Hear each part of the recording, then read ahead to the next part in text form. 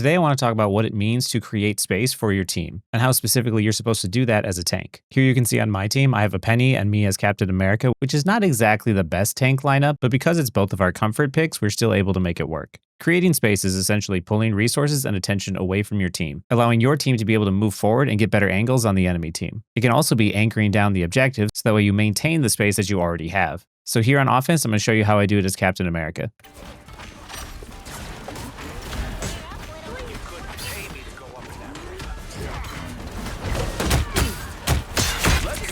You can see here in this moment, I walk past everyone else and I go straight for the Hela at the very back. Now her team is going to be distracted with me because they're going to have to do something about me because they can't just leave me back here attacking the Hela. So now instead of the Thing pushing forward to maintain that space, he turns around to try and deal with me. At the same time, if we look at the supports, they are both turned around to help the Hela as well. So now since I have 4 people turned around at me, there's less people there to bother my team. In this exchange and in this moment, because of the fact that their team is so focused on me, it leaves a lot of room and opportunities for my team to get into position or to try and make a play themselves. It also means that the convoy gets to move up relatively freely. So even though most people look at final hits after the match and point to that as to a metric as to how well you did, that's not the tank's job. It's great if tanks can get final hits, but ultimately this is what you want your tank doing. That's the boost I needed.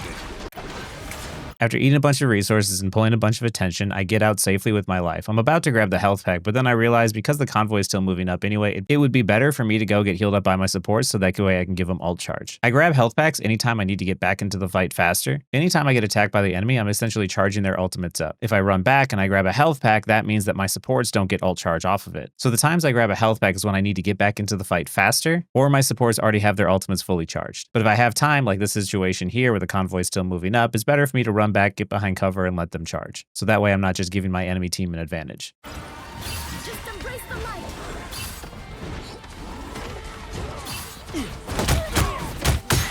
And once again, just as before what I was doing where I went straight to the back and I started attacking someone back there, you immediately see the Thing turn around and start to face me. Just as if I was playing a DPS, I don't want to attack the enemy head on. I want to try and go and create an opening for my team by pulling their attention in multiple places. Because the more I can split the enemy up and looking in multiple directions at once, I create a very chaotic moment for them. And while my front line is applying pressure, I'm applying pressure from another angle. So hopefully in this moment, either I'm going to get a pick or someone applying pressure from another angle can get a pick on their end. What I'm trying to do is just create space. Anytime you engage, you're either trying to get a pick or you're trying to create a distraction and then be able to get out alive. You always have to remember that getting a pick is not always the most important thing. Pulling attention, pulling resources, and getting out alive is still incredibly valuable.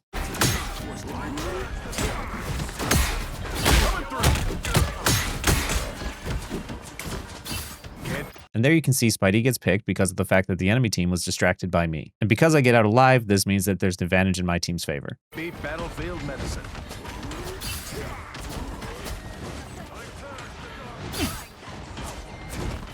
Knowing we already have the advantage and I can look up and I can see that the convoy is moving, I loop all the way around to the backside to start punching the people at the very back because once again, I'm creating that pressure from 2 sides. And now the team has a choice. Are they going to try and deal with the team in front of them or they're going to deal with me in the back? Even just by applying this pressure, with them being down a player, it's going to make them back up and give up more space for the convoy to move.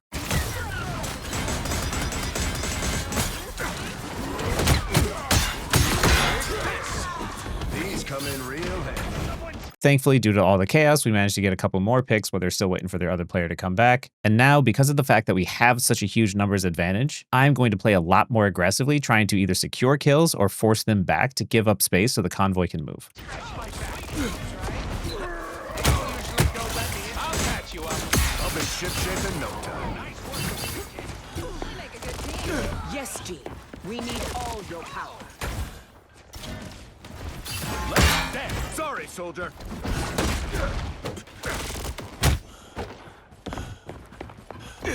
You're welcome. So cold. I go back initially to try and deal with the Star-Lord, but because of the fact there's no way for me to realistically catch him, I kind of back off of that fight once I know his team is about to come back and contest the point. I'm trying to maximize my time efficiently, and being back there trying to follow him around is not efficient.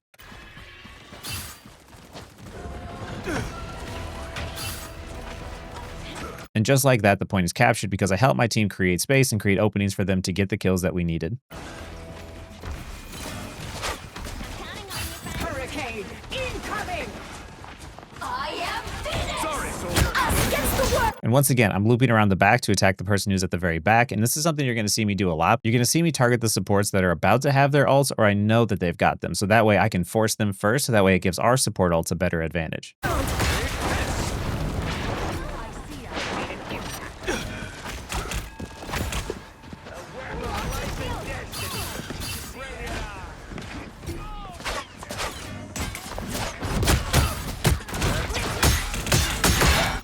Looking to see the Cloak and Dagger ult on the ground, there wasn't a whole lot I was going to be able to kill in that, and I didn't want to take a bunch of unnecessary damage in that moment, so I was being very patient, waiting and looking to see who the next best target was to hit. With Hela being far outside of the enemy support ult and being far enough away from him, that was a lot easier for me to get than it was for me to just sit there and spam damage inside of the ultimate and taking damage myself. Just here to do my duty. Sorry, soldier.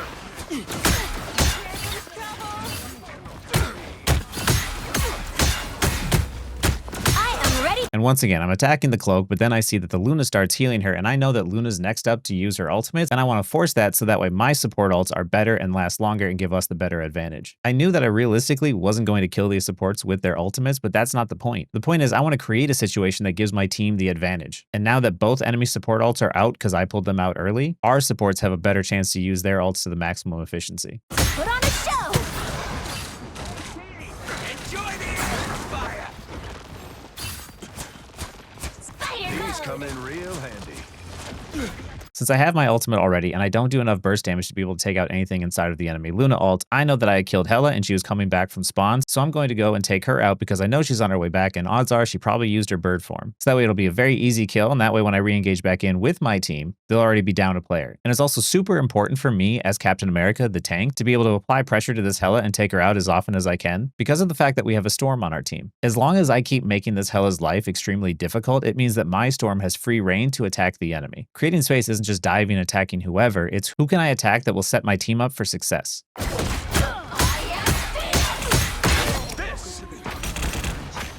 No one escapes the sight. Coming through. You can always count on me, partner. I'll be shipshape in no time.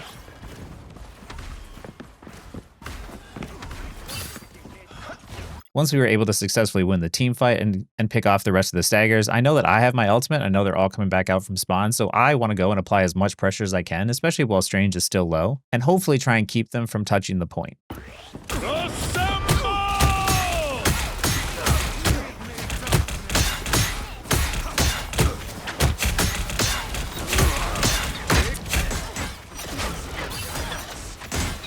And there you see that even though I didn't get any kills, I created a lot of space as I forced them to back up and allowed my convoy to inch very close to capturing the objective. But the most important thing here is that I get out with my life. Because if I die and someone on the enemy team were to stop the objective, then that means I put my team in a 6v5 at a disadvantage as their spawn is a lot closer. So once my ult's about to run out and I'm getting close to half health, I dip out.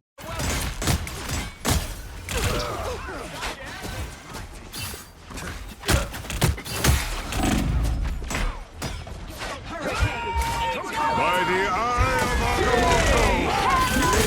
Against the world. That's the boost I need.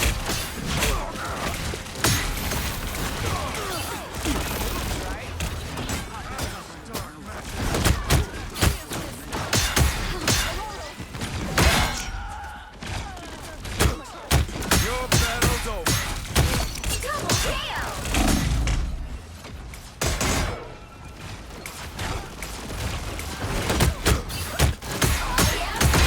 That's three.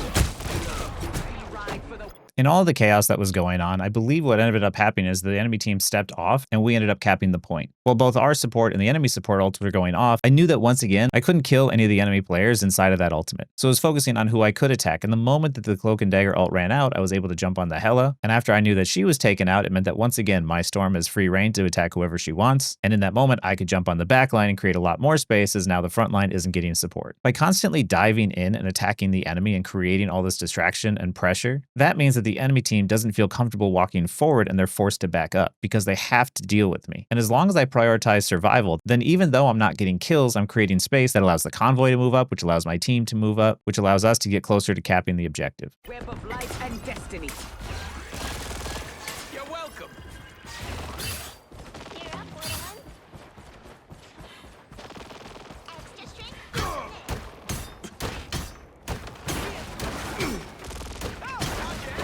That's the boost I needed.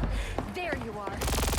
And here, because the convoy was still moving up and had quite a long way to go, I was using this opportunity to destroy the environment in a way that benefits me better. And now that I see the enemy team is coming out of their spawn, I'm once again going to go in and try and create a distraction that forces them to deal with me instead of walking towards the objective and trying to stop it. And every time I do that, it's great if I can get kills, it's great if I can do damage, but that's not the point. The point is that during that entire time that I create that distraction, I allow this convoy to move up and around this corner as much as possible. This is why, once again, there's really no point in pointing out a tank's damage or final hits or kills. What tanks are excellent at doing is pulling out resources and pulling attention and pulling them away from you and anchoring down objectives. Every role shares responsibilities with the other roles. Tanks can do damage and they can secure kills, but it's not what they're best at. DPS can easily secure kills and do damage, but they can also anchor down a point and they can also create space, but it's not what they're best at. Supports can help secure kills and they can help create space, but it's not what they're best at.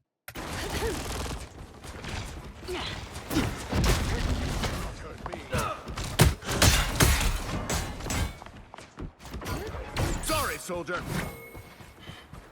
Here you can see, once again, I loop all around the back, I dive the person who's at the very back, which forces the enemy team to turn around. As Hela walks away safely into spawn, Invisible gets distracted by me, and because of it, the cloak and dagger at the front ends up falling over. I have very little damage, no kill participation for that, but I helped impact that play. Fire mode. Yosha! Behind us! Count.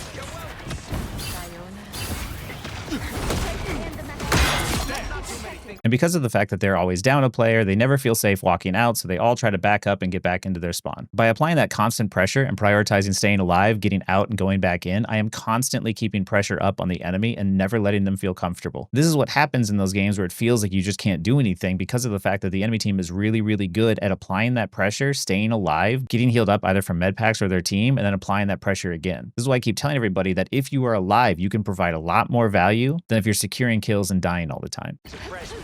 But Storm, pretty flarkin' impressive.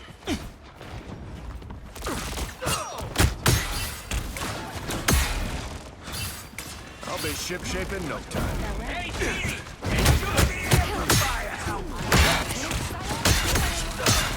Coming through! Hurricane! Incoming!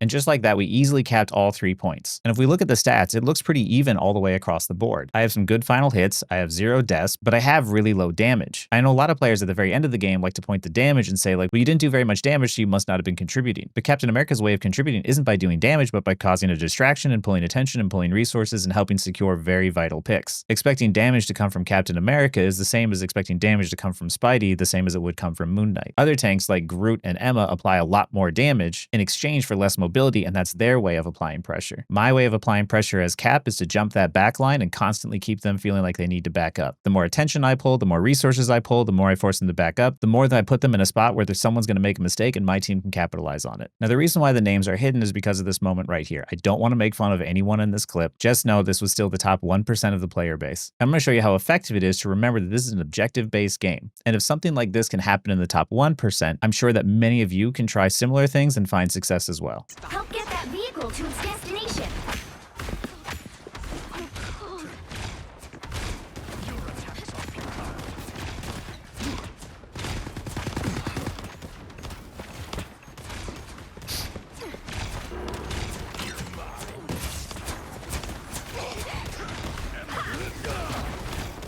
Here in this moment, because of the fact that I am just touching the cart's not moving. And I'm telling my team during this moment, whatever you do, just prioritize surviving. Do not try to take any dangerous fights, just stay alive because I've got the point anchored down. I'm not pulling attention to myself because of the fact that as long as the cart isn't moving, that this is fine with me. I've done the strategy on Magic, I've done it with Psylocke, I've done it with Captain America. If you have an extremely mobile hero, convoy maps are great as you can get to the convoy, stall it for a little bit, and then get back out. And even though I'm just sitting here and I'm anchoring the objective down, because the convoy can't move forward, that means the enemy team can't take as much space either, because the space that the tanks can create is ultimately dictated by the convoy as well. And people always have to remember that this is an objective-based game. The kills need to lead to the control over the objective. But right now, I don't need to kill anything because I'm already in control of it. Ow!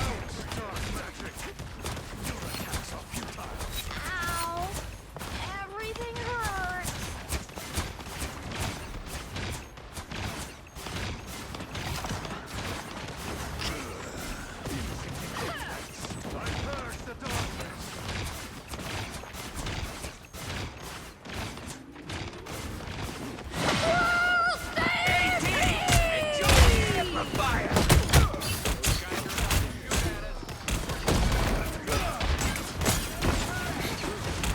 It took over a minute before that convoy could start moving again, and the moment it became too dangerous, now I can get back out and now I can regroup with my team. My strategies of focusing on the targets at the very back and working my way forward, installing the objective I know work because I know people focus so much on getting kills and applying damage and doing all that they tunnel vision and they get distracted by what they think they need to do rather than what they should be doing. And even though I wasn't attacking and building my ultimate, it's okay because the only thing I care about most of all is making sure that objective doesn't move. Boost I needed.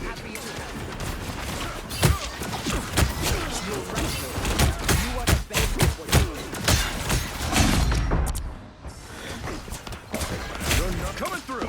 And once again, I go back, I regroup with my team, I get my health back, and once I know we have the advantage, I dive back in on the objective, making sure to stop it once again, and pushing them back into spawn, and now they have to regroup.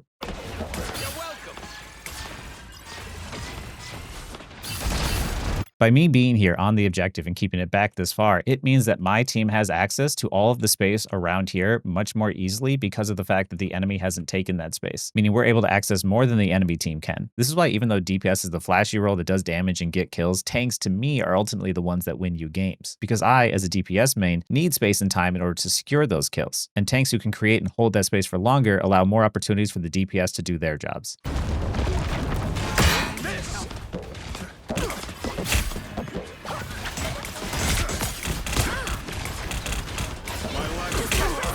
You saw once again me anchoring the point and then backing up when it was no longer safe. Wasn't going to kill anything up that close, but that's not the point. I'm just trying to run the clock out. Us against the world.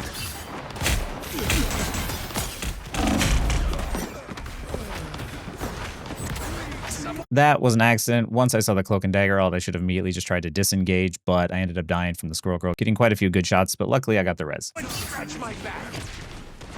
Spider mode! Co-op time! That's the boost I needed. And there you see me once again. I dive the back line, I start harassing the Luna because I know she's next on her ultimate, which forces the enemy team to turn around to try and deal with me, which then provides my team with more space to push up and try and help apply pressure. They are. And they don't look friendly. You can see that with the help of my support ultimate and my penny ultimate, they back up because they no longer feel safe in this area. And once again, now my DPS have all of this space and all of these areas that they can go to work with. Get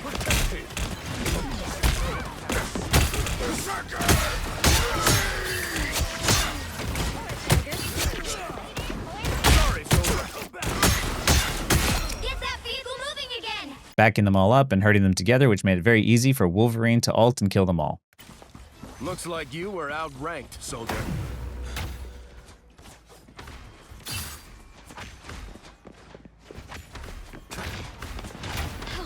So cold. Let's do this. My life force is exposed. Armed and dangerous. I am ready to put on a show!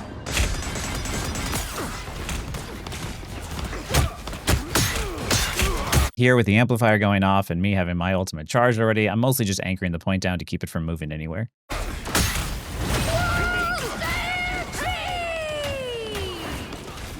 you on the other side, Stormy. Only 60 seconds left. After the Luna ult ended, I knew that Cloak and Dagger would be the next closest one to get her ultimate, so I immediately targeted her first to try and take her out. And I used my ultimate to continuously help me anchor down this objective and keep it from moving.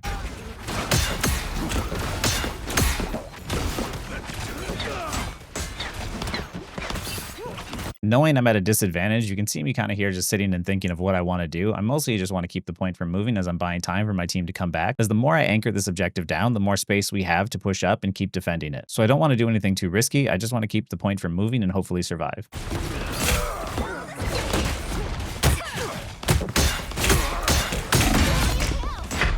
Sorry, soldier. Seeing, however, that Penny got 2 kills, I thought it was a safe time for me to dive in and get the Luna and take her out, so hopefully it'd be an easy team fight as my team comes back to regroup. Unfortunately, I took too much damage from Squirrel Girl once again, so I tried to get out and I ended up dying. All right. Don't. Unfortunately, right after me, Penny ended up dying as well, but because of the fact that the cart has been stalled so long, we actually have a lot of time to get back to the point. So what I'm telling my team in this exact moment is back out, stay alive, we have enough time to touch, whatever you do, just don't die. I don't want a portal because of the fact that I can go back and I could still touch the point, so that way if we lose the fight, there's still a possibility that someone else on my team who might have died first could use a portal to bring the team back in case we're losing the fight. Rush in. Stand down.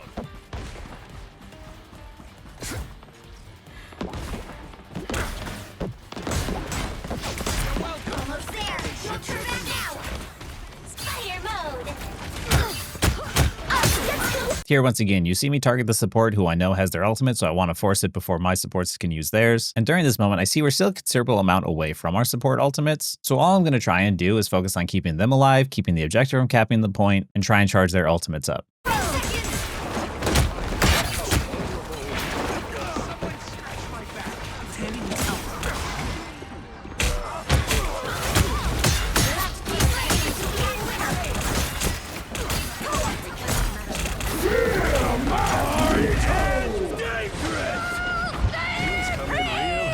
Again! I switched off rockets peaking.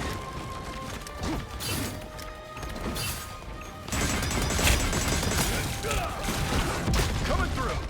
It was really unfortunate that our Cloak and Dagger ended up dying the moment that she casted her ult, but it's okay, sometimes that stuff happens, and when I went back to try and install the objective, I hit tab and I realized that no one had swapped to Strange, so once I realized that, instead of staggering myself even further, I just gave the point up. There's really no point for me dying on that objective when I could just regroup with my team faster since I know the fight was already lost. The vehicle reached a checkpoint. Keep up the momentum. Once again, because I took damage, instead of grabbing health packs, my supports didn't have their ults charged, so I went back to them instead.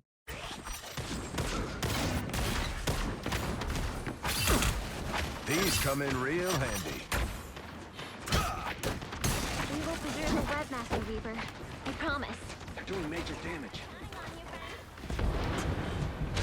Here you see me loop around the side to try and get back on the payload, and they put Squirrel Girl and Mag on the payload, which is actually really smart because the way you stop Captain America and other tanks from stalling the convoy is you put a DPS on there to do a lot of damage and force them off. Typically, you want to support at the very back on the payload, letting it move faster, but whenever there's dive heroes like Cap or Psylocke or Iron Fist who like to go install the objective, you want to put a duelist on the point instead. They have a much easier time with the healing that the convoy gives them to be able to push someone off of the payload. Can't beat battlefield medicine.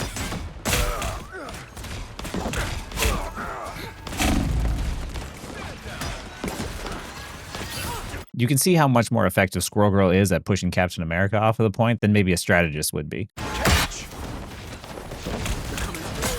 Someone scratch my back.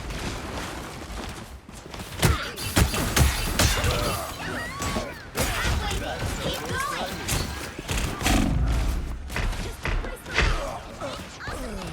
I was still trying to loop around the backside and trying to attack people at the back and create that very pincery effect, but unfortunately this map is really wide open and it's not my favorite point to defend. And because of Bucky grabbing me in and me getting stuck on geometry, I ended up paying the price for it. I ended up dying, which is kind of understandable on this point because of the fact that there's just not a whole lot of places you can use this cover. All right, don't rush in.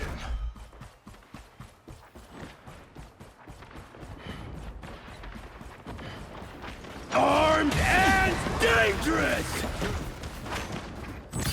As I'm coming back, I see that my team is dying. Unfortunately, Cloak and Dagger died just before getting her ultimate, but it's okay, as I'm close to getting my ultimate and Captain America is once again really good at stopping the convoy. So even though my team is losing this fight, all I need to do is buy enough time for them to come back so we can use our Cloak and Dagger ultimate.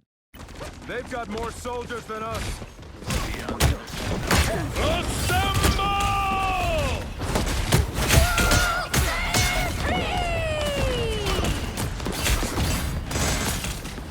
These come in real Only handy. 60 seconds. So here in this movement, I stopped the convoy from moving, I got Squirrel Girl to use her ult, I got Magneto to use her bubble, and I got Cloak and Dagger to use her healing bubble on me, and I'm still alive. Meaning now that my team is going to come back out with a huge advantage I've created, despite the fact that I didn't secure any kills or do a whole lot of damage. And because of the fact that the enemy team is so distracted by me, this means that my team now has all of this space to be able to walk up much more freely. Because typically what the enemy team would do is they would push forward to try and deny the spacing and slow the advance of my team from coming towards the objective. But because of the fact that I went to the objective to stall stall it out, I pulled all the attention this way away from my team. This is why I really don't like looking at the stats on the scoreboard to try and figure out what happened in a game. The only way to see what happened is to see the context around it. It's also why the most important stat in the game to me is the deaths. The value you create for your team isn't always reflected on the scoreboard, but I know that you're not providing any value when you're dead. This is why for certain characters it can be very frustrating, as the value that they bring a team isn't even capable of being reflected on the scoreboard. This is especially true of Captain America. Seconds left.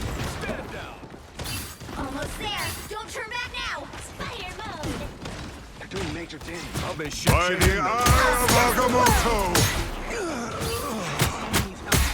I switched off, Rock. By focusing on the backline, I was able to see Rocket put down his res. I was also able to see that we were able to pick off the Doctor Strange, and because of it being near that res station, I was able to deny the res. It's speaking.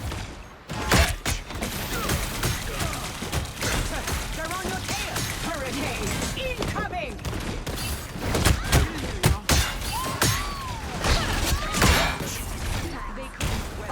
Down to 30 seconds. Sorry, soldier. Portal here. Trying to help. Pushed at last. My life force is exposed.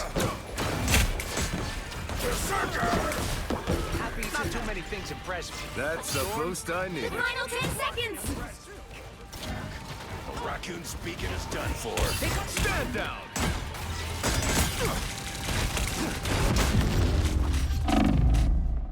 Final score. 1, 2, 3. And just like that, we win the game. Everyone on my team played really well, and despite the fact that we were playing 2 off tanks, we still did really well against 2 shield tanks. This is because of the fact that we knew how to create space as the tanks we were playing. And instead of trying to take a head-to-head brawl with 2 shield tanks, I focused more on doing what I do best, which is causing a distraction. And here, looking at the scoreboard at the end of the game, my final hits look pretty good, my damage is relatively low, and even the damage blocked is relatively low. So if you were to just take one look at the scoreboard, it might look as if I'm not doing a whole lot. By applying so much pressure to their backline, I was allowing their front line to not be healed. And by applying so much pressure to their hit scan, I allowed my Storm to be able to have free reign over the enemy team. And by consistently focusing the right supports in the right order, I was forcing their support ults before mine had to use theirs. Stats don't tell you the full story. The only way to really know whether or not someone's creating value is to look at it within the context of the game. And there's no way for the game to track space created, or even just how well the tank was doing at anchoring the point down. Tanks to me especially don't get to show off what they do best on the scoreboard at the end. Tanks very frequently are going to have low damage, low kills, and low deaths. In order for DPS to do damage and secure kills, and for strategists to feel safe in order to heal, and even to remain in control over the objective, you need good tanks. For this exact reason, it's the reason why I don't believe in solo tanking. I'm not saying going 3 DPS is never the answer, but a lot of times you're going to get a lot more value and a lot more wins out of having 2 tanks rather than 3 DPS. Anyway, that's creating space. If you have any questions, please leave them in the comments.